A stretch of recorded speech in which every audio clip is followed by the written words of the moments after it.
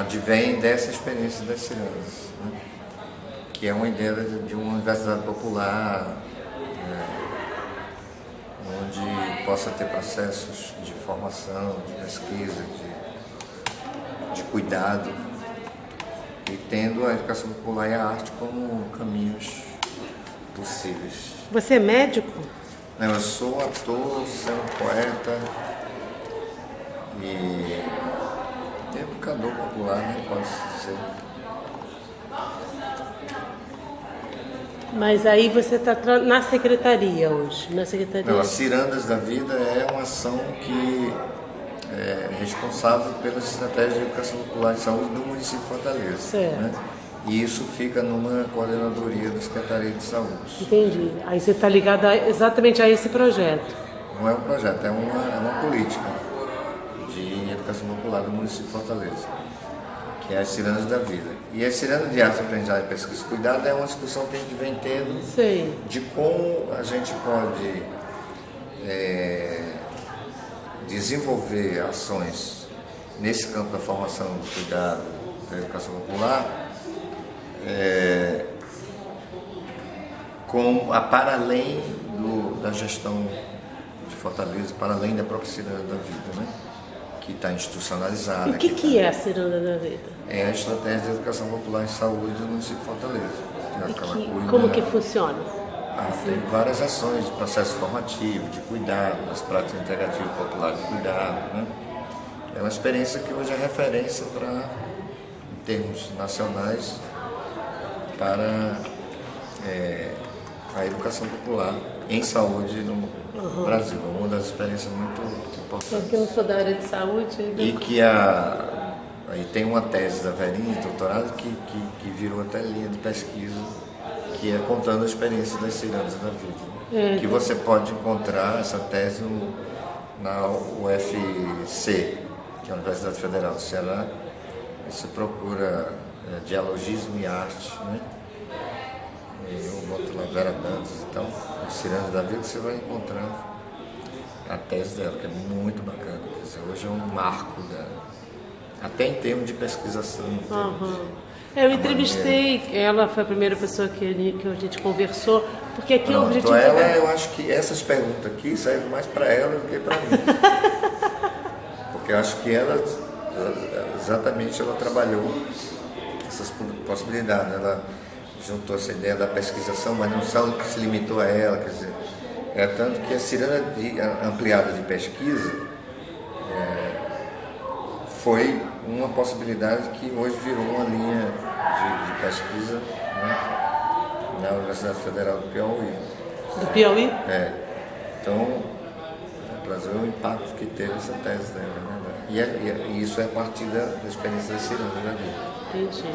Onde todos nós fomos levados a produzir parte da tese, né? Porque nós fizemos, quer dizer, os pesquisados são autores também da tese, né? Foi bacana. E também nós contribuímos com o processo de defesa da tese. Ela contou. Foi numa OCA, terapeuta. A universidade disse que nunca mais vai ter. Em vez de gostar, né? Eu acho que não é uma concessão, né? É uma estupidez, né? E foi uma inovação, realmente, foi lindo. Assim.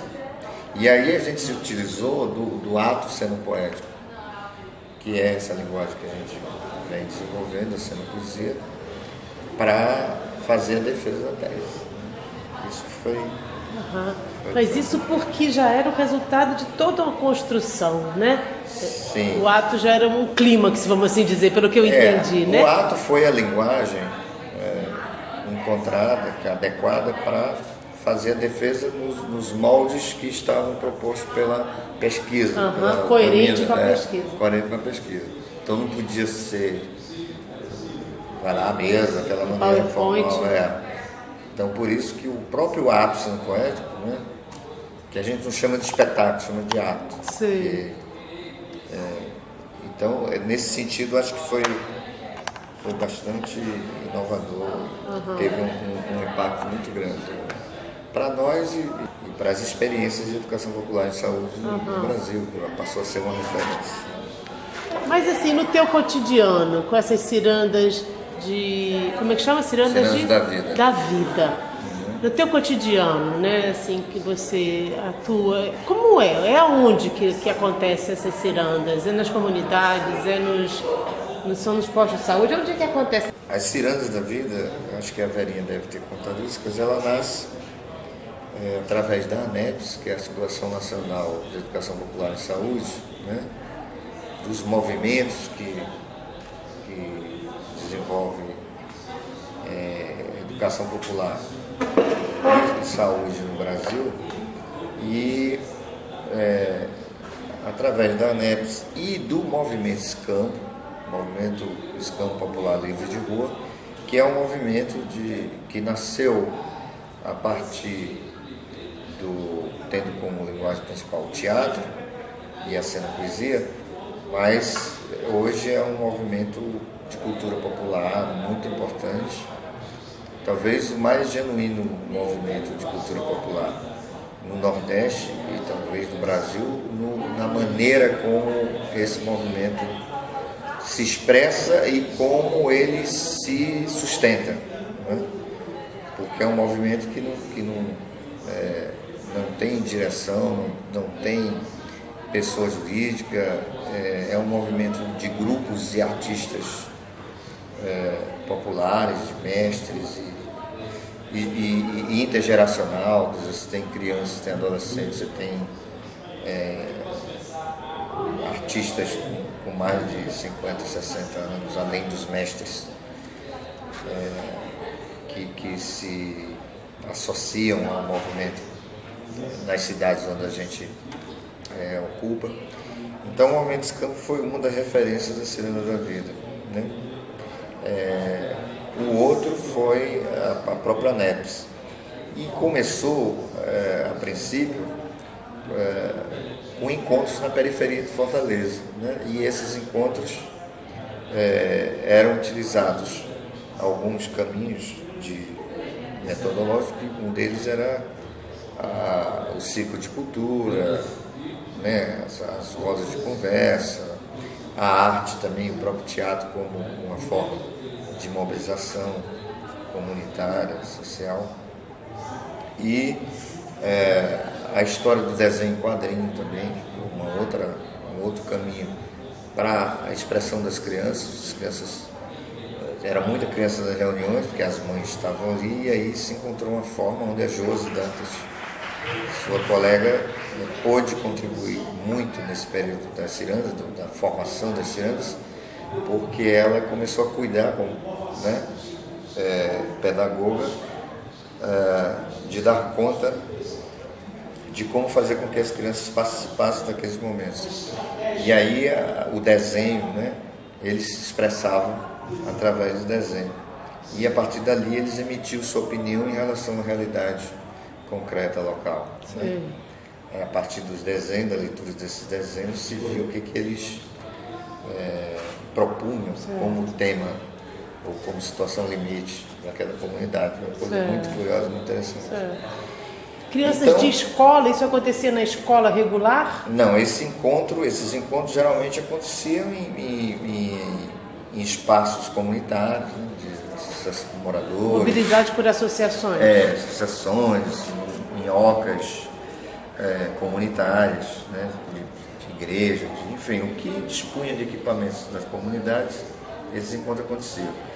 Desses encontros, em toda a Fortaleza, em todas as regionais, foram levantados muitos temas, grandes temas, e esses temas também indicavam a situação em que as pessoas viviam, a situação de limites, e a partir daí a Cirandas começou a desenvolver um trabalho com as comunidades. E na época tinha um secretário de saúde que, já conhecendo também a própria experiência do SCAMP, a experiência da ANEPS, e muitos dos atores que estavam trabalhando as cirandas nesse período chamou já por que isso não vem para dentro do sistema de saúde, né? Porque o que vocês estão fazendo, secretaria, no caso. Porque o que vocês estão fazendo é o que a gente precisa fazer, né, para tentar melhorar aí a Secretaria Municipal de Saúde de Fortaleza. E aí as cirandas foi para dentro da gestão e está até hoje. Mas não perdeu essa dimensão da comunidade. Diz que as cirandas têm um pé na comunidade e outro pé na gestão. E para articular esse movimento das cirandas nas regionais, quer dizer, criou-se a figura do cirandeiro, que é uma dessas pessoas que foram descobertas nesses grandes encontros nas regionais, que são dos movimentos sociais. Então, o cirandeiro não é um especialista em saúde, não é um técnico de saúde, ele é um cara da comunidade que conhece muito o que acontece lá dentro. E aí se formou uma equipe de cirandeiros, que são os articuladores regionais, onde eles vão continuar esse processo de encontros, de reuniões, de discussões, e se utilizando da linguagem, das linguagens da educação popular e saúde, e muito a questão das histórias de luta e resistência na comunidade, o ciclo de cultura, né, a roda de conversa, a ideia da arte como mobilizadora e agregadora, né, de atores, porque muitos adolescentes, por exemplo, em situação de risco, né, ou como depois se refez esse termo, são adolescentes em conflito com a lei, né, jovens adolescentes em conflito com a lei, e isso tudo começou a ser atraído pela prática artística, né? A descoberta de pessoas que praticavam o hip hop, a poesia, o grafite, e dessa forma você foi atraindo esses novos atores e, a partir dessas linguagens, discutindo os problemas que a comunidade vivia. E, a partir do ciclo de cultura, construindo, a partir da descoberta, vamos dizer assim, dos atos limites, da situação limite das comunidades, a ideia desses grupos sociais, das comunidades, construir os seus atos limites. Como superar isso, como dar conta desses desafios. E a Cirandas está aí até hoje buscando fazer essa ponte de escuta, de problematização, de discussão das realidades de cada região e fazendo o tensionamento dentro da gestão da saúde. E além disso, definindo com esses grupos dos movimentos sociais, com as comunidades e trabalhadores do SUS, definindo trilhas. Então, o tema da violência que foi mais apontado como a principal situação limite, mas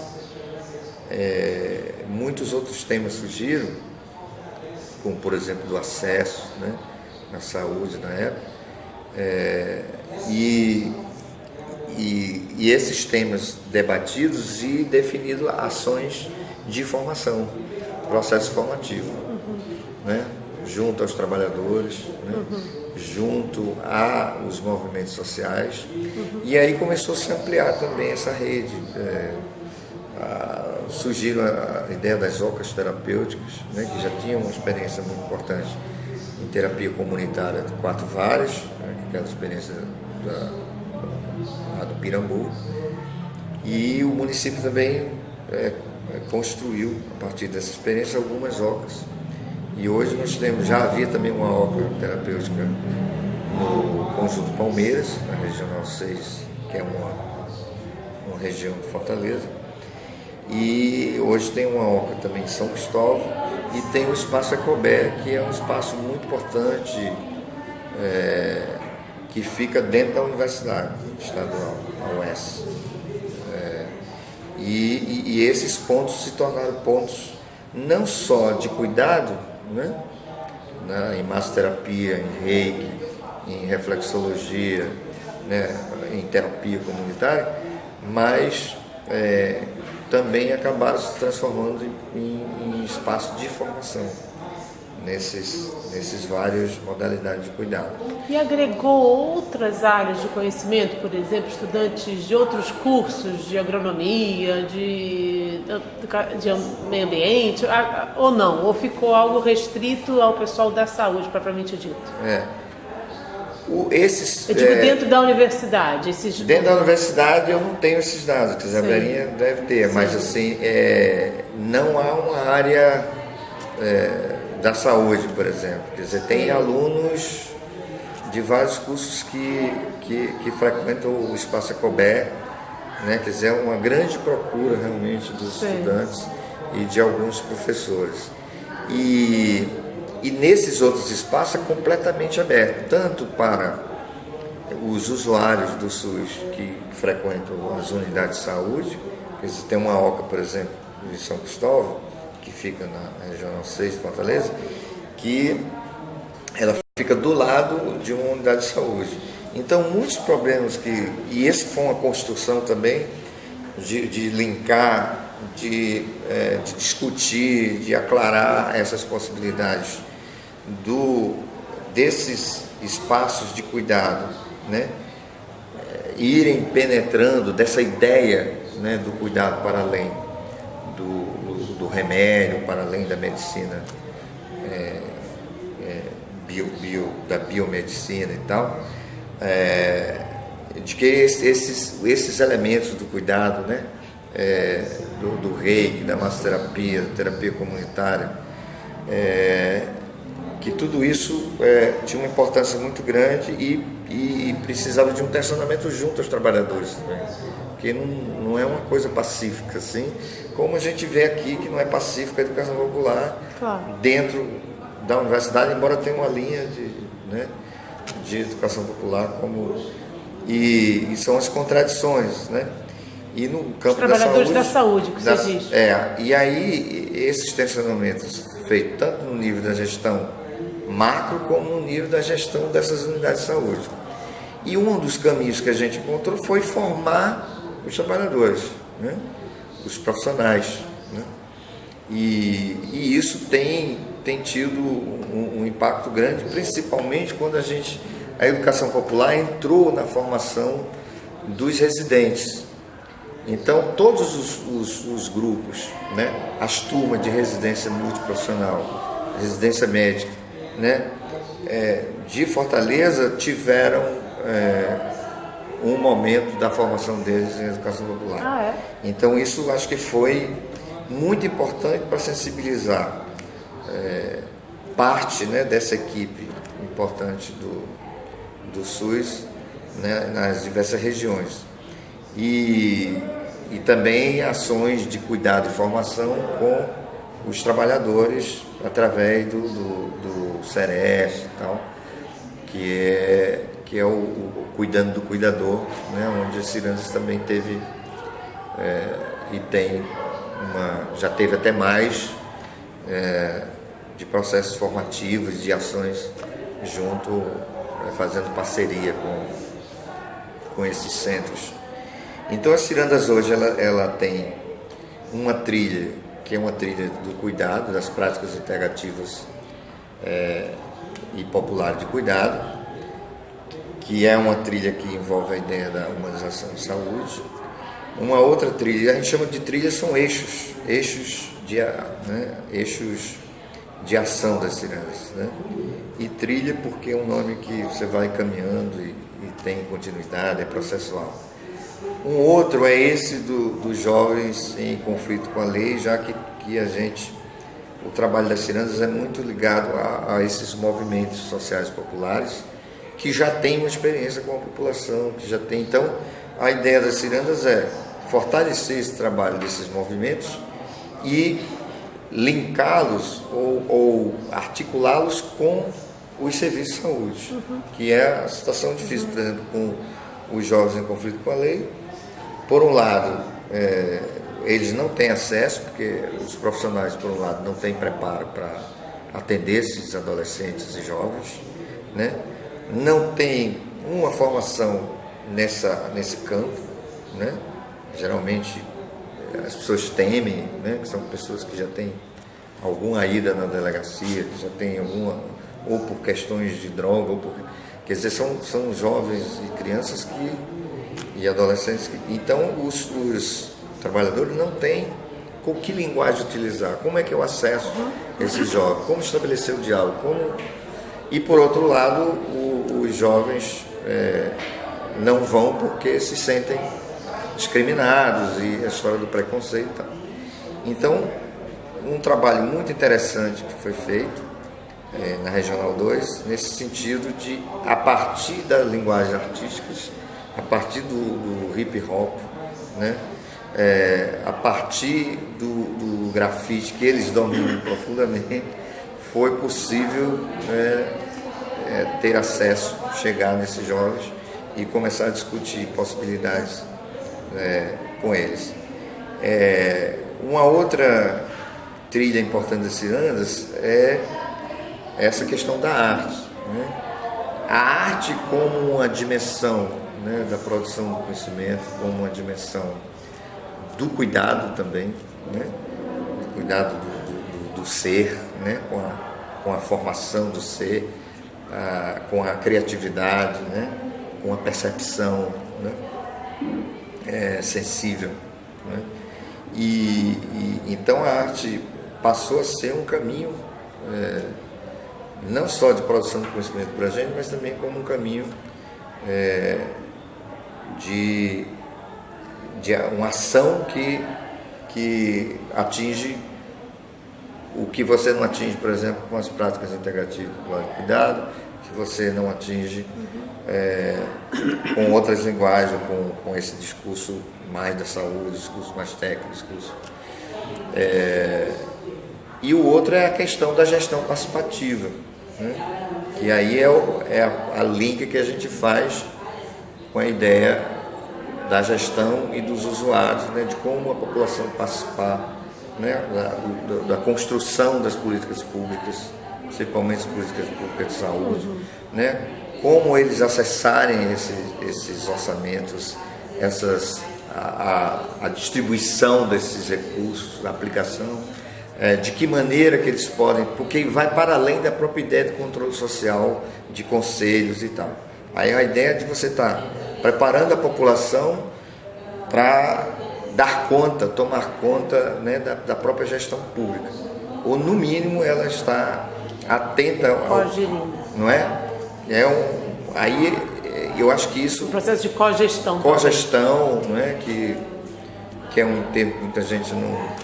Mas a ideia é fazer avançar, que a população não se limite a essa ideia da democracia representativa, de você ter representações que te defendem e tal. Se a gente avançar na possibilidade das pessoas serem gestores de si, de sua comunidade, da sua cidade, do seu país, né? E isso é um caminho, às vezes árduo, mas é assim, impressionante como, quando a gente conversa com as pessoas, como a gente vê os avanços que isso pode produzir. Deixa eu só assim, te interromper um pouquinho no sentido de explorar um pouquinho mais no bom sentido. A gente, você viu aí que no roteiro tem uma preocupação metodológica, Sim. Né?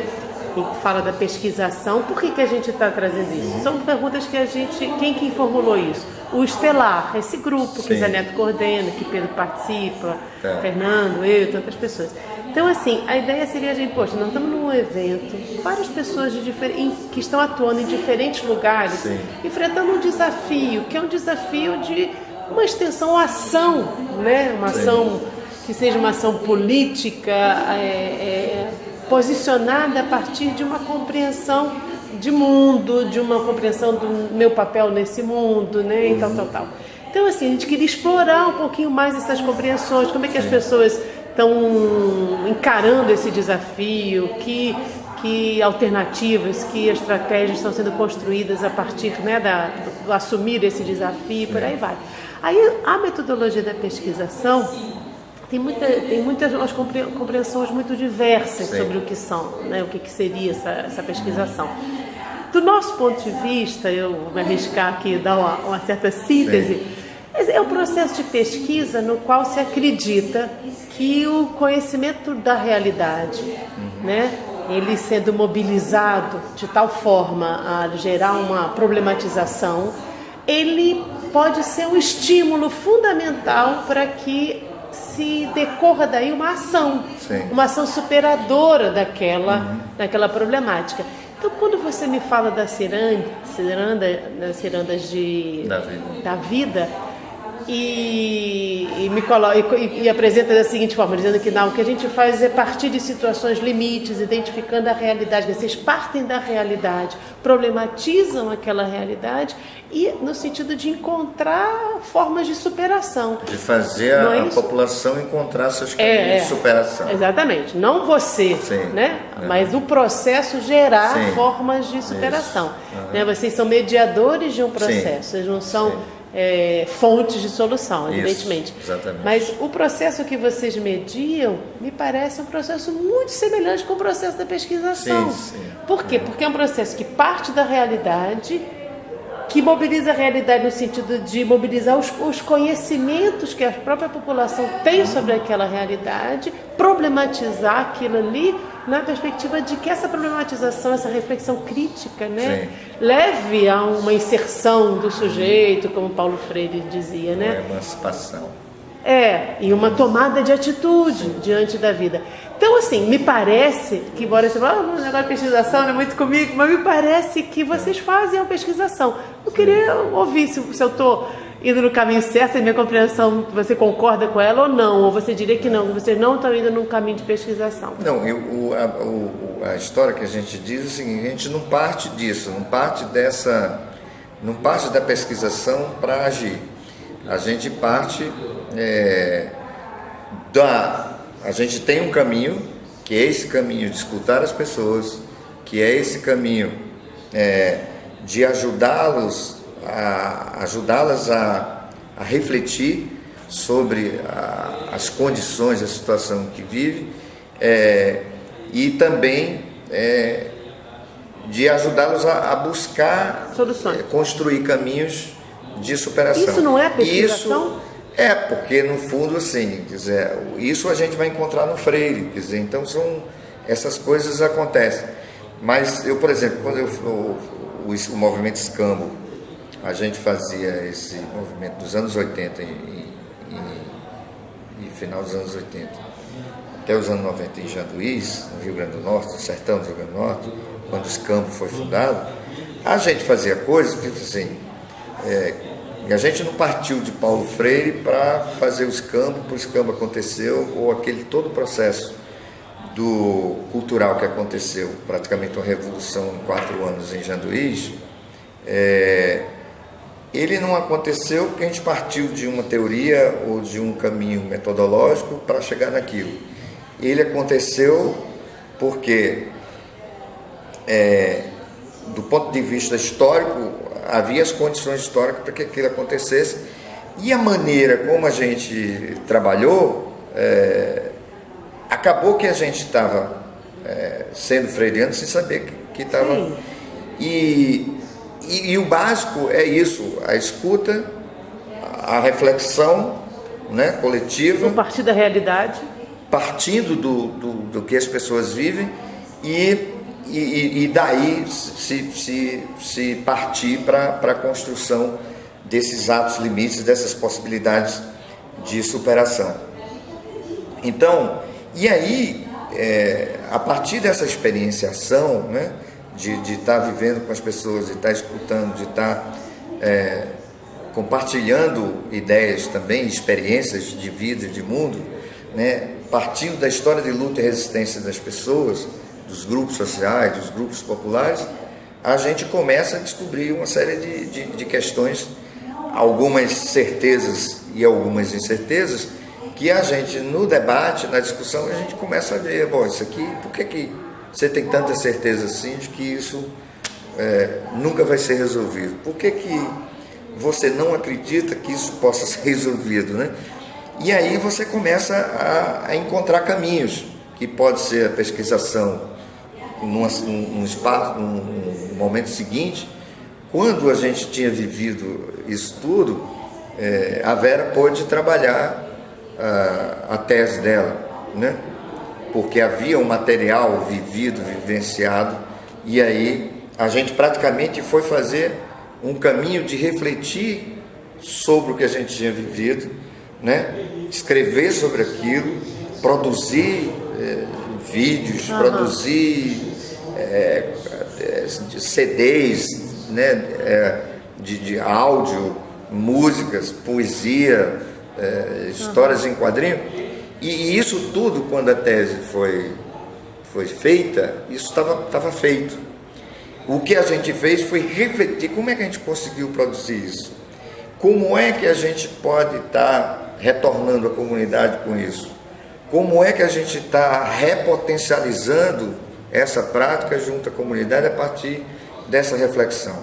Então, acho que é um processo que é muito misturado, né? A gente não sabe quando, porque é de praxe.